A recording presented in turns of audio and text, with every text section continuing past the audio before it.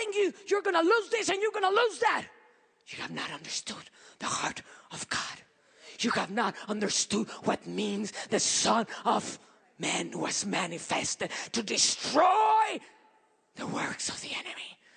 The very thing that brought Jesus out of his Father's heart to humiliate himself and to die in the cross to destroy the works of evil was the sound of that pain. Was the sound of that pain. My testimony before Satan, when he speaks defeat, when he speaks all kind of threatens, because he speaks threatens, I say, I don't care, devil, what I have to lose. I don't care what I have to suffer, even unto death. And my life has proven it several times. I have been arrested several times. I have been at the brink of being murdered by the God for the cause of the gospel several times. I have put my life in risk several times because of spiritual warfare. But nothing can stop me. And the word of my testimony is say, I don't care.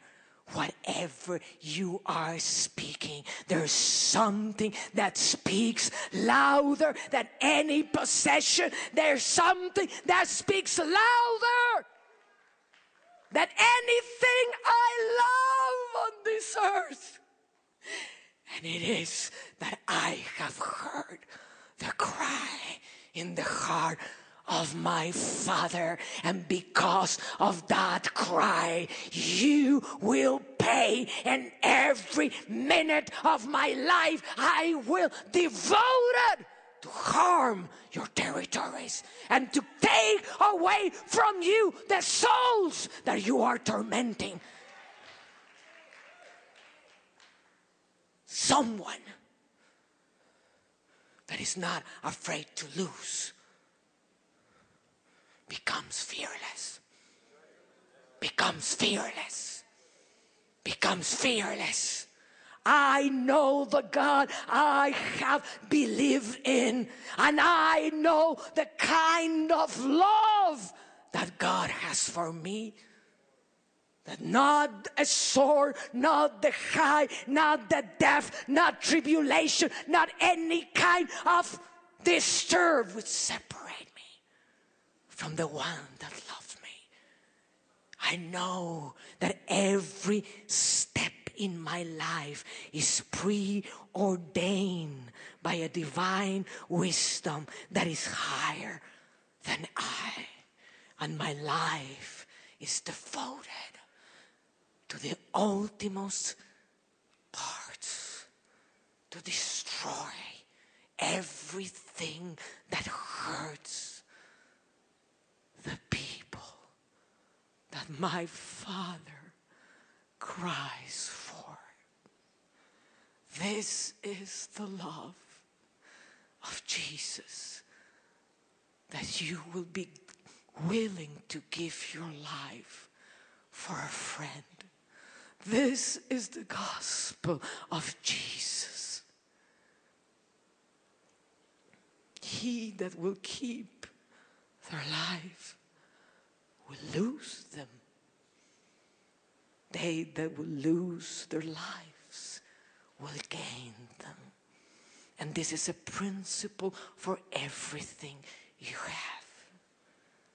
They have overcome because there's no lie, there's no threaten, there's no accusation. I live a transparent life. For 3 years, the Lord had me in every platform where I went to strip myself and confess every sin of my life before every auditorium. There's not one accusation that is not in the open light. There's nothing the devil can throw at me. Because I have heard something that is bigger than my life. I have heard something that I appreciate in such a way that I have devoted my life to heal at least a little bit of the wounds that the Father has in his heart because of sin. Those that fight with me are chosen and are faithful. Not faithful to their possessions, not faithful to the things of this world, but faithful to a God that even if we are unfaithful, he will remain faithful. We serve a good God. We serve a merciful God. We serve a God of almighty power. And those that understand who that God is and are willing to devote their lives to fight at his side. Those that fight with me. Not everybody's going to fight this battle.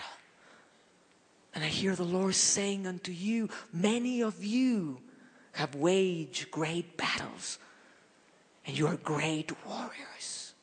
And I am telling you, you have just been in your training times. The times of completion, the times of fulfillment are to come in the very near future. They have overcome. They have overcome. They are the ones that can mobilize Michael and his angels. They are the ones that God hears and can shake the heavens because they cry with the heart of God, as David cried. He said, in the midst of my anguish I cried, and the Lord tilted the heavens and came down because of my cries. God wants to resurrect the army of God in the world. God wants to make a stop every theology that is bringing fear, that is bringing intimidation, that is causing the army of God to throw their weapons, cannot come from God. My God is not a God that intimidates.